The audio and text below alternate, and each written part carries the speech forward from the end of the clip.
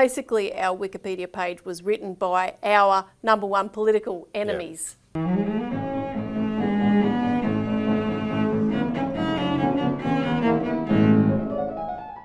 Give the viewers a bit of a picture of what we're looking at and the impact of Wikipedia on our result in particular. All right, so the Citizens Party grew its vote at this election, but by nowhere near as much as we needed to if we're going to get elected, of course, but also by nowhere near as much that would be commensurate with the effort we put in. This was the biggest election effort by us since 2004. And as a matter of history, the reason we did such a big election campaign in 2004 is because we had a good supporter in North Queensland who had a windfall and donated to our party $1 million. And at that time, it was the single biggest donation in the history of Australia. An ordinary farmer donated $1 million to a political party, but it was our party, so we got no publicity for it. But we were able to do things like buy TV advertising in some key seats like around like the Hunter and Western Australia and Mackay, where we had good campaigns.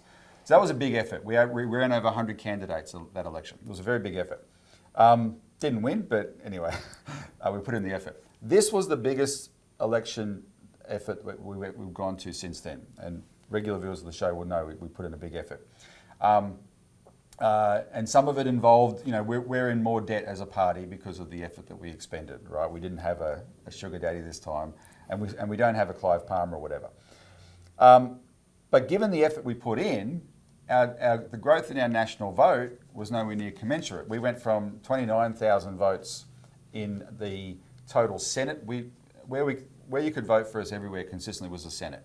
So we went from 29,000 votes in 2022 to 35,000 votes this year. Now, for myself in Victoria, I doubled. My vote was doubled. So there's standout things like that which show the potential. So that's the standout is the growth, but there's nowhere near to be in the ballpark. Numbers, yeah. However, we had a very exceptional. We've got exceptional candidates, but we had one in particular, Dr. Andy Schmulo in New South Wales, and he attracted unprecedented attention. And everyone who saw Andy knows what I'm talking about. He's a real powerhouse.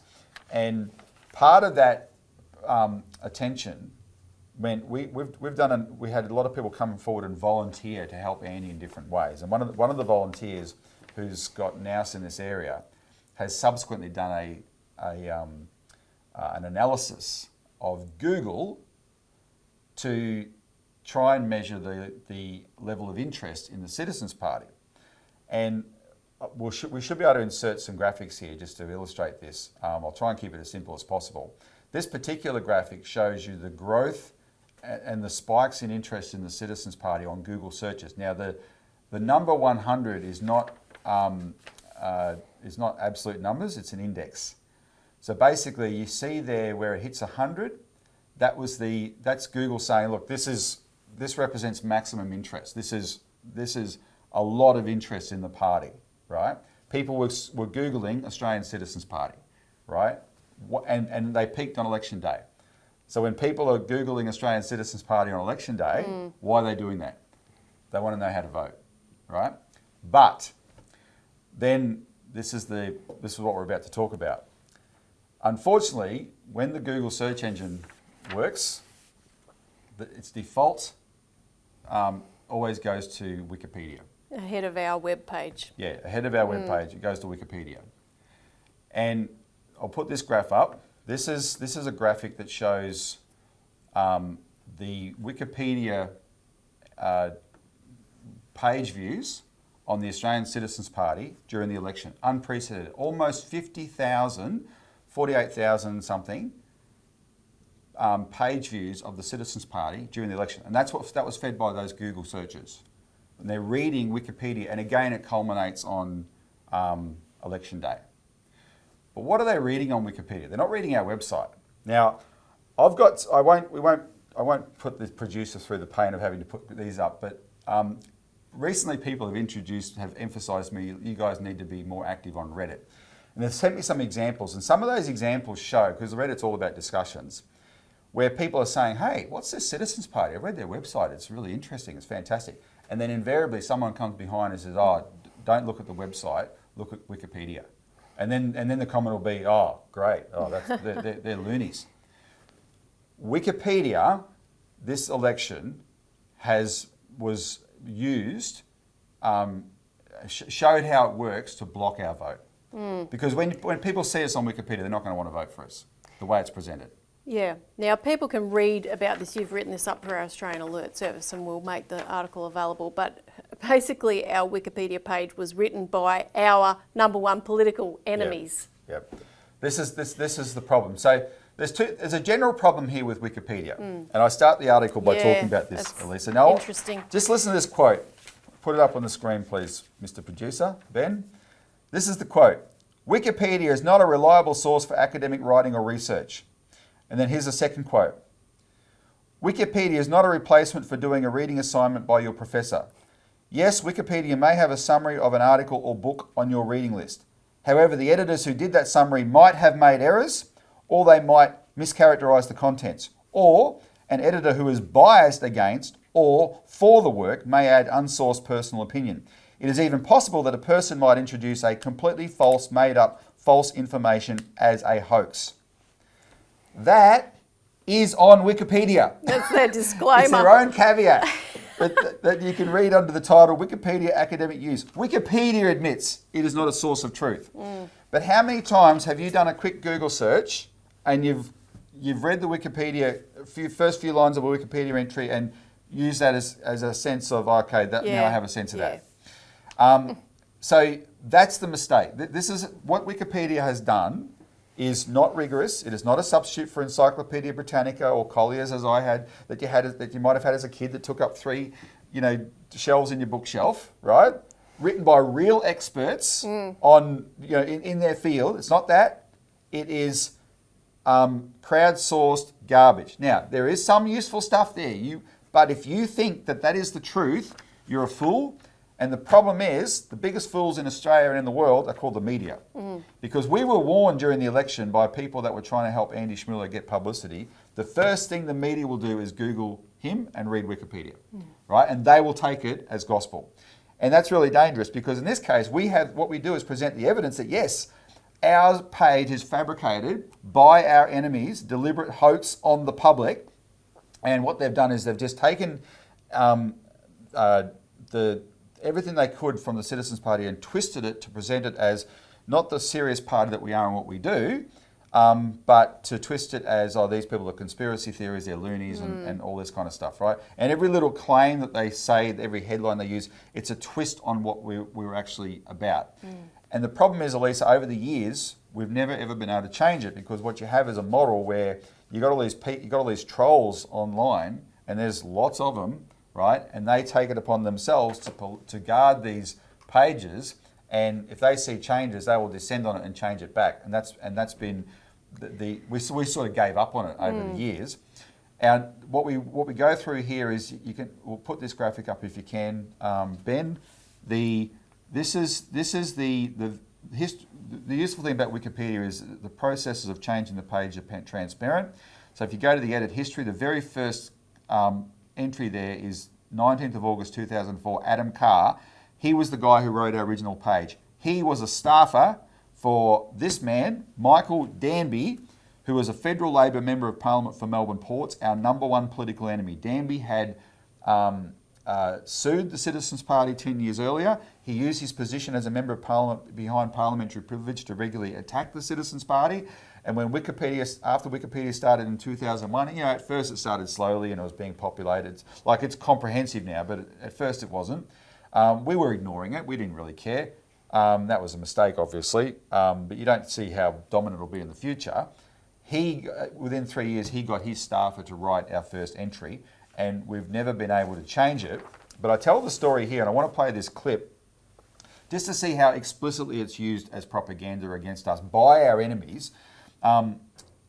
People may be familiar, and regular viewers of long standing will be, that we did a fantastic campaign in 2020 and 2021 around Christine Holgate. And our party single-handedly, as a party, working with the Licensed Post Office Group, we were the only ones who paid attention to them, we got Parliament to conduct a hearing into Christine Holgate. The Christine Holgate affair was kicked off by this woman, Kimberly Kitching. she's a Labor. She passed away since then, but she was a Labor senator who ambushed Christine Holgate in Senate estimates about the watches, the Cartier watches, and fabricated the whole affair.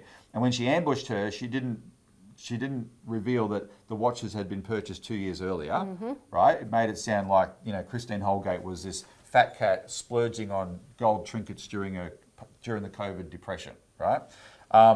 So we took her on. It turns out, which I didn't quite know at the time, I discovered later, she was the protege of the same Michael Danby. He had retired from Parliament in 2016. She came in 2016 as his protege, and he was basically running her. And the same Adam Carr who worked for him went to work for her in her office. So in 2021, there was the second hearing. Kimberley Kitching and a Liberal senator launched an attack on our party when they were questioning the licensed post office group. And we'll play this little clip and just see how she formulates the attack. Just watch it. Thank you. Chair. Thank you, Senator Kitching. Could I just suggest that you go away and look at the Citizens Electoral Party's Wikipedia entry? Also, if you look, you'll see a reference there to the LaRoucheite movement.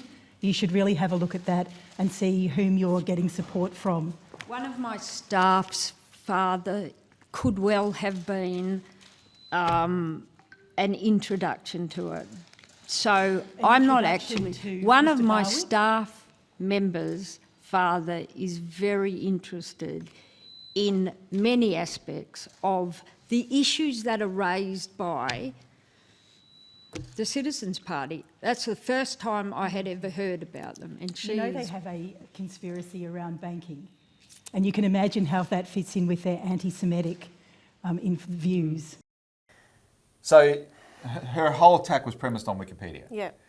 What she didn't say in that attack was that the Wikipedia she was referencing was written by her staffer, who she had inherited from her mentor, Michael Danby, right, who had deployed him to write this garbage against us in the first place. And then what happened within a few days of that?